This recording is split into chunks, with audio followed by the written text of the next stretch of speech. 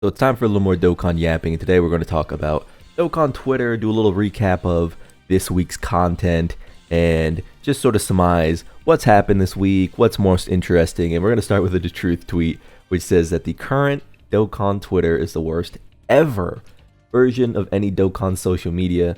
0% chance any era of Dokkan Reddit is worse than current Dokkan Twitter, and we're going to just think about that for a second. Let's unpack that. So I've only been around in the Dokkan community for coming up on 3 years.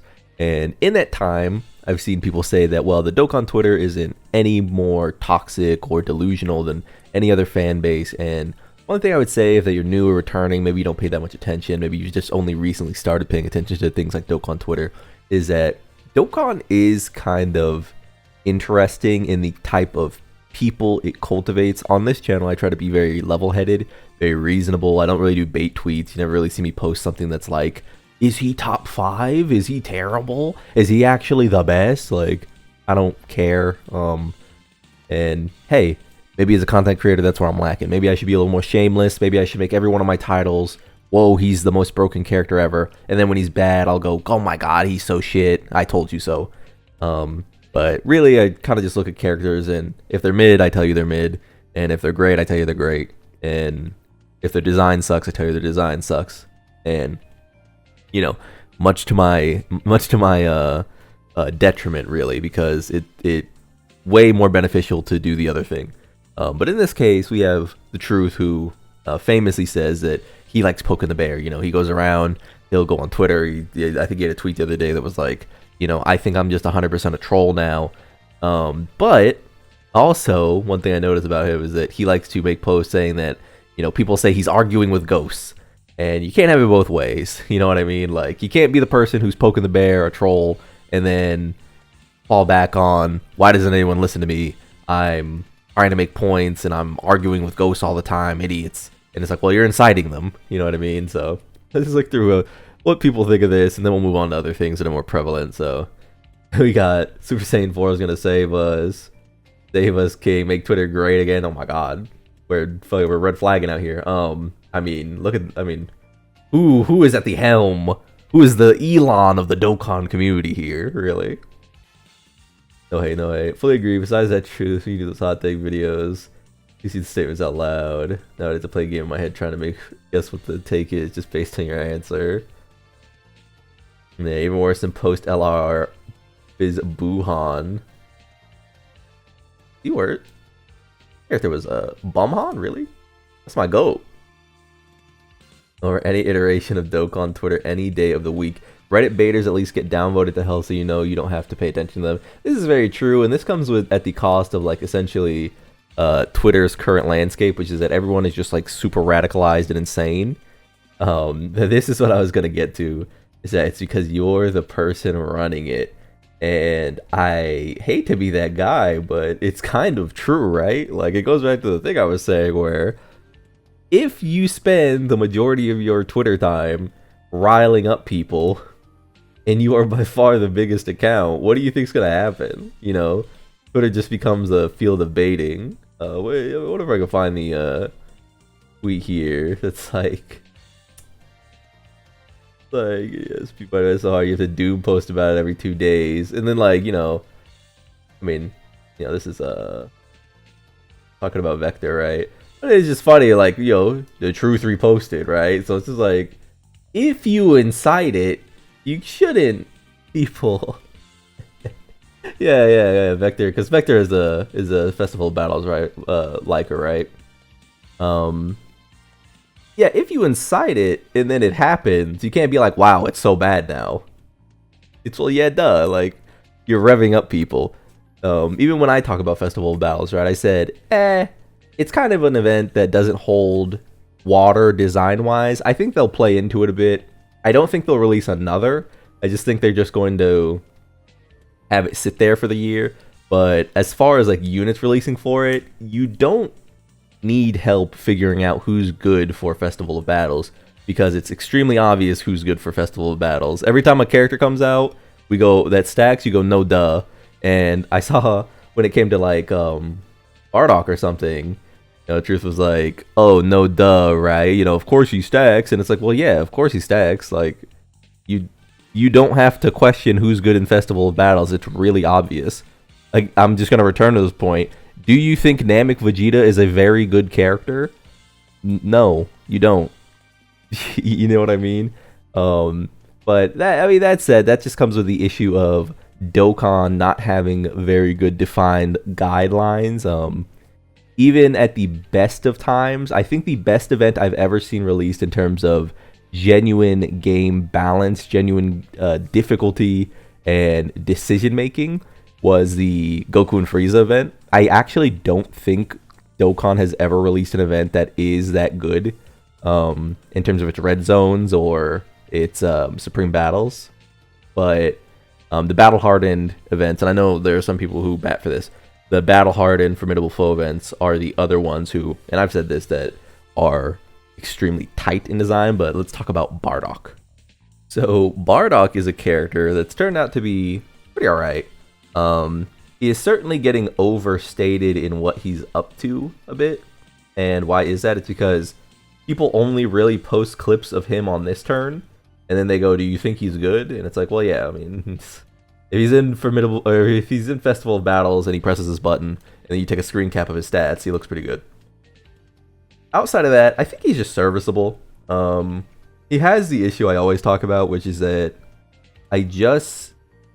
outside of like this very boring period in Dokkan, this period of Dokkan where literally nothing else is happening, I just don't see him getting used over other cards. And the reason is, and I guess actually I'll go back to him. And the reason is like his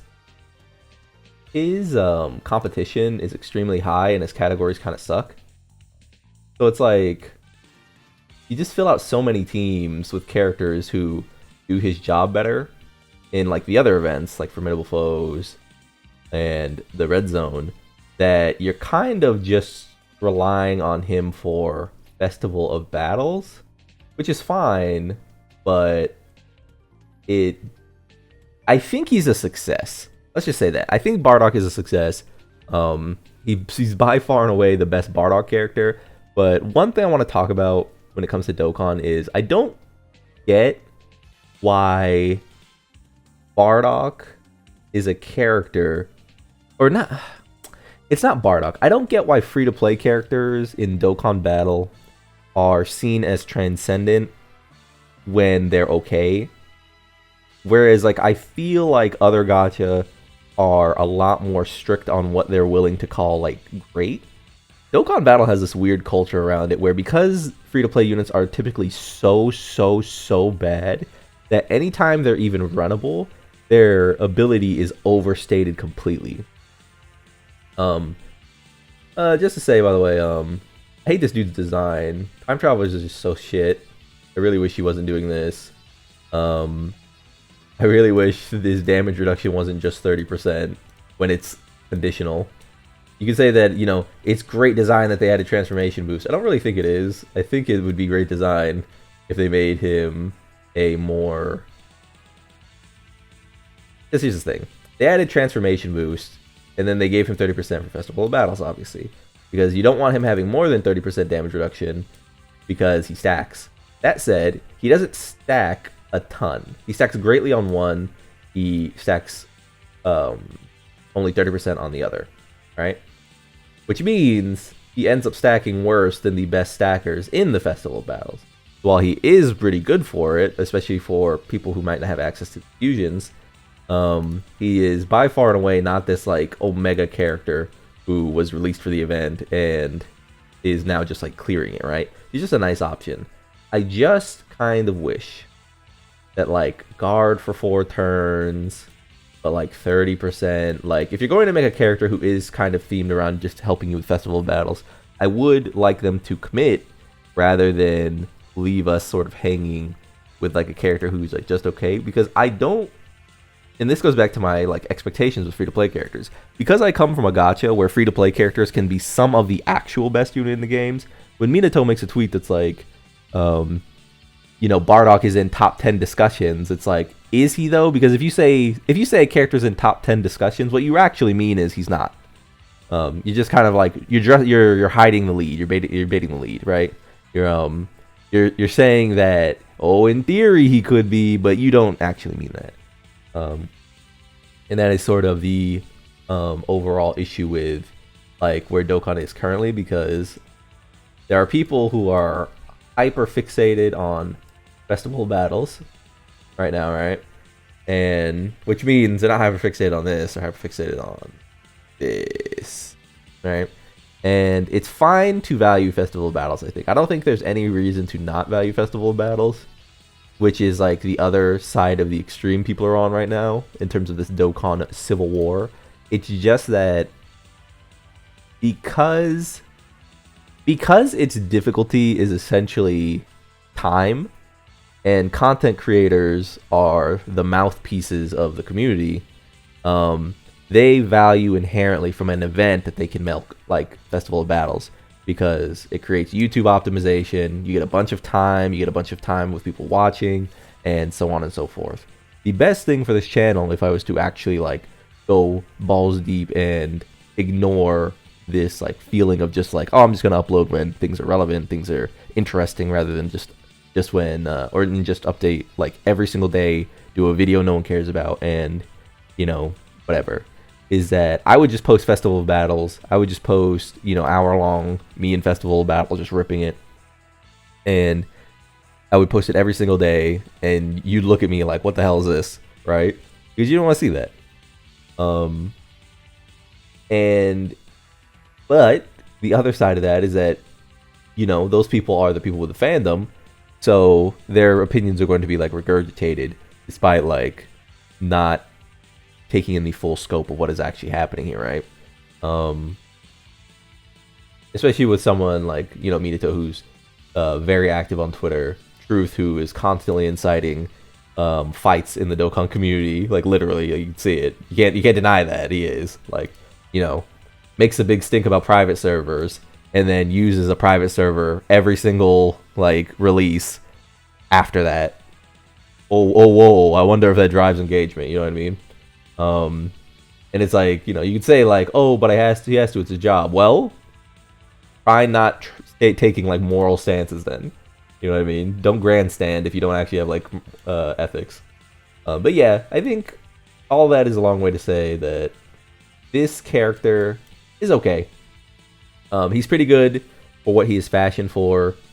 I think he's less like, I think he's less explosive than I'd like. I think I would like, I would have liked if he greatly raised both, because right now, he could feel a little flaccid when he fights when he comes up against certain enemies.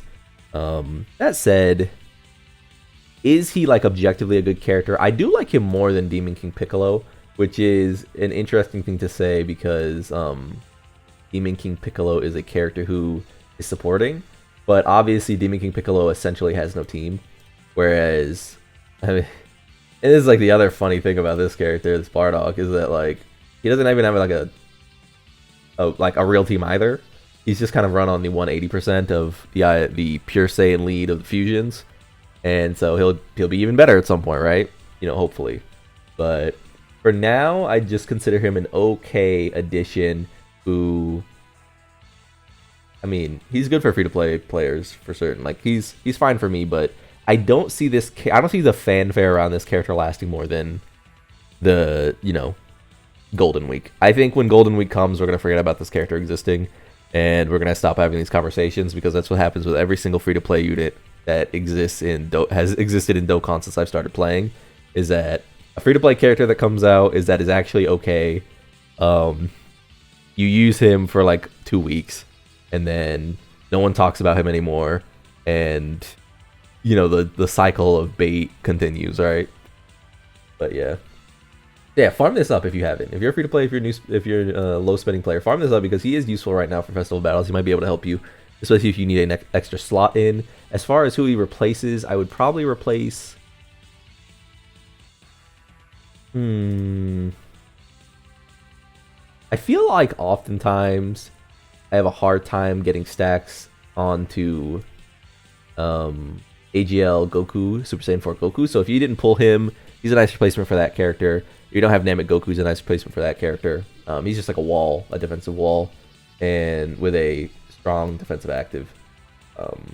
But yeah, I would have loved. I think I would have just liked this kit to be a little tighter. You know, this kind of sucks. This is fine. This is fine, obviously. I think Great Chance is like, you know, a meme, but it's fine. I would have liked this damage reduction to be higher because, like, I don't know, man. 30% damage reduction and you lose your guard, but like the Vegeta side of the Tech Fusions card has like 70 or something. Like, I don't know. I feel like this would have been fine to be like at a 50 or 60 or something. If you're just going to make him for festival battles, right? Because like you're just making him for festival battles, so why not? And I would have liked his support to actually mean anything, but this is like the worst 25% in the game, probably. Like, who does this hit? This currently hits Demon King Piccolo is a new card that people would use. And Vegeta, and okay, it hits the Daima characters. So if you're running the Daima characters, who neither of them work in the event that he wants to be in, then you could do that, I guess. Yeah, that's not great. Yeah, just a lot of holes in his kit where I think, I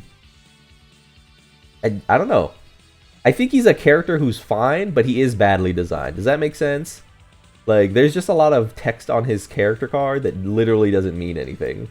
And I hate when characters have, like, just words that don't mean anything. Like this shit. But yeah, he's fine. You know, and I think that's gonna be it for me. Like, if you liked the video, subscribe to the club. Oh, actually, last bit of information here. We got the red zone here, and if you want the over under on how this went, we actually only had the first 3 levels, and this is kind of just like a fun little battlefield, but not special. We'll see when we get to Demon King Piccolo if this ends up being an actual fight. Certainly he is sealing and doing a lot of damage. But for now, this is kind of just another one of those like throwaway red zones, where they're including the very new, very flashy Demon King Piccolo card that we got, the free-to-play card. So, I mean, that's something. Hopefully, this is an actual fight, but if not, we're going back to the Festival of Battles, boys. Let's go. With all that being said, though, like, if you like the video, subscribe to the club. We all go make it, and peace.